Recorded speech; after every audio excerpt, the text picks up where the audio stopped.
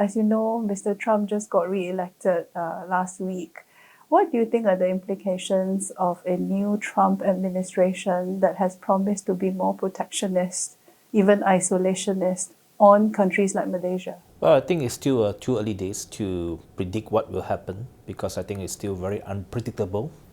As many people are, of course, talking about higher tariff, more protectionist policies in United States, which is not good for global trade.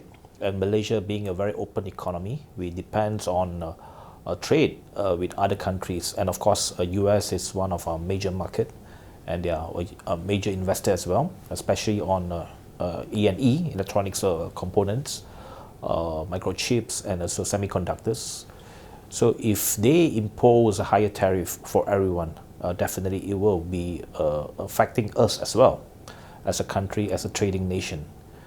But I think we just need to live with it. I think the election result has been confirmed. I mean, that is the decision of the American people. And we just have to get used to it for the next 4 years. We have to get ourselves prepared. And I think as far as our policies are concerned, we are looking at, of course, diversifying our market. That's why one of our major foreign policy currently is also to enter BRICS, which we were accepted just recently as a partner country. Well, of course, eventually we hope that we can become a full membership. The whole point is, of course, we want to expand our market. We want to have a larger market, not just depending on one major source of market, but a larger market share. We have to look at other sources of market penetration. And definitely our other colleagues, especially in the Ministry of International Trade, will have to devise a strategy and to relook at how do we ensure that our products are still attractive, still competitive. I guess that this tariff imposition are for everyone. I mean, it's not just Malaysia. Right. So I think in terms of competitive advantage, everyone will still be affected. So, but still, we still have an important base as far as our semiconductor is concerned. We are semiconductor hub in Asean region. So that's still a very important supply chain. So we hope that this will not have a big negative impact on our economy. China is right now dealing with overcapacity, and Trump has promised to impose tariffs as high as 60% on Chinese goods. Isn't there then a risk of Chinese goods flooding the Southeast Asian market, including Malaysia? Won't that depress the export competitiveness of your industries? Well, of course, we do have our policies in certain industries. Of course, we do have certain policies in place to protect our local industry. Take, for example, on EVs, for example. We are still limiting the imports of EVs to cars above 100,000 ringgit. So we are not allowing the cheaper EV cars to flood our market. So I think as a developing country, we still have to protect ourselves and to grow our economy. But having said so, we look at a more integration with the Chinese economy, and we have a lot of cooperation with China, and we do have a very good relationship with China. And our Prime Minister is building a very strong bond with the Chinese leadership, especially President Xi Jinping. So over time, we hope that Malaysia-China relationship can look at a more win-win situation. I do not think that it's a zero-sum game. So we hope that we can build a long-lasting relationship and that benefits both countries. We do have a number of big infrastructure projects undertaken by Chinese companies, and increasingly data centers, renewable energies, and I think that these natural resources, exploration, I think these are the new areas which we can work together. And Malaysia, of course, rich in terms of resources. We are rich in renewable energy. These are the areas I think that we can push forward for more collaboration and cooperation. We are also looking at how to utilize our railway track for cargoes. Eventually, of course, we look at big opportunities linking Malaysia to China through rail, because already there is a railway network between Malaysia and China through Thailand and Laos. Right.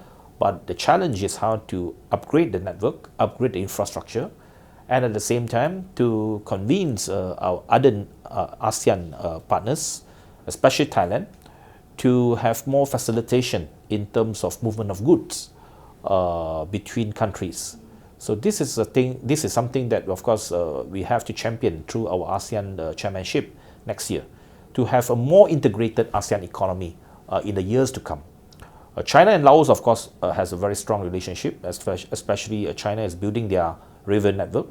But the question is, of course, Laos to Thailand and Thailand to Malaysia. If we can link up all the way from Malaysia to China, it means that this is an alternative of mode of transportation for China, and it's a very important artery in terms of supply chain. Especially you have the tensions in South China Sea, that through Straits of Malacca, we can use train to transport goods all the way between China and the rest of the world through Malaysian ports. There are certain trains which we tried to roll out. As mentioned, the network and the infrastructure are there, but it's a very old infrastructure. So it's still using a single track, meter gauge, very slow and very limited, but it's possible. But in the future, what we hope for is to upgrade the infrastructure. But of course, China has to play a very important role in if this to materialize, because it will link thousands of kilometers of river track. And eventually, if this can be done, this will definitely help in terms of transportation and in terms of security of supply chain for China. It will be a good alternative. There are actually experimental services right now between our rail operator with our Thai operator together until Laos and China. It is still at the beginning stage, but I think the challenges is not just in terms of the connectivity, but in terms of trade facilitation. For example, custom clearance, goods that you will cross multiple borders. Right. How do you clear that custom clearance? And all this, of course, needs political will and everyone to see the benefits together. Because each country must look at this strategically, that eventually if it can benefit everyone in the corridor, then definitely I think this is something that is achievable. But I believe that more integration means a better development and better opportunities for everyone. So it is not a zero-sum game. It's not that if this were to happen, it only benefits Malaysia and China, but of course the countries that we pass through will benefit as well. I hope in the next 5 to 10 years we can see some realization.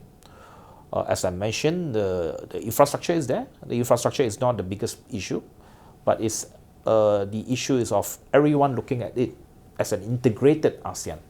And I think this is something which I hope that Malaysia can take the lead to convince member states in ASEAN that a more integrated ASEAN means better bargaining power for us, means our bloc will be even more powerful. Of course, it is a 10-nation members grouping. Population-wise, we are quite big, 680 million, if you combine all countries together. So this is potentially a big market and a big growth area for Asia. So we must fully utilize this potential for the benefits of member states and throughout ASEAN. And I think this growth area will be good for everyone too.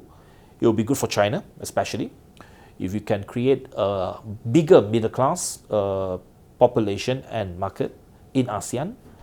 This will be good for manufacturers. It will be good for China to that you whatever excess capacity that you have in China can be exported to ASEAN. We know that some quarters and some conservative forces are trying to capitalize on these issues where we get closer to China. They try to stir some emotive issues and try to bring up the racial context.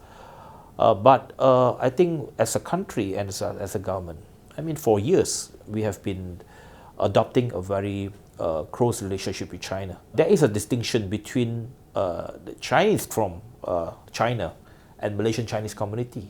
I mean, we are deeply rooted in Malaysia. Our royalty, of course, is to our country, to Malaysia. So there must be this distinction between Malaysian Chinese and Chinese from mainland China. Chinese from mainland China, they are basically in Malaysia for investment or to participate in the Malaysia My Second Home program. And in terms of workforce, it's very limited. I think this perception that there's an influx of many Chinese workers are not true. Because the Chinese workforce are basically only in specific projects, and these are in high skill and high management. So the numbers are not big.